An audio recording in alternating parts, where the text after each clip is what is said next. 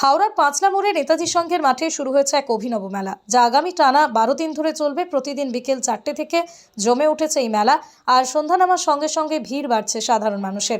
মেলায় দর্শনার্থীদের আকর্ষণের জন্য রয়েছে নাগরদোলা, ব্রেক ড্যান্স, রাইড সহ একাধিক মনোরঞ্জনের ব্যবস্থা।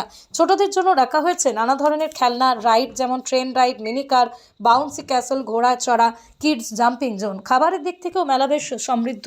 পাওয়া যাচ্ছে phuchka, ghugni, chowmein, roll, cutlet, biryani, ice cream, jilipi সহ নানা সুস্বাদু খাবার। ফলে পরিবার পরিজন নিয়ে ঘুরতে এসে খাওয়া দাওয়ারও দারুণ ব্যবস্থা রয়েছে।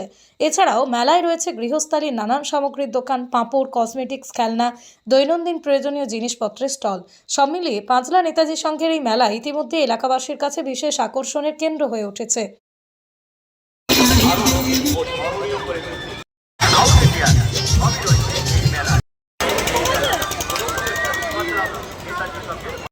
সমস্ত মানুষের কাছে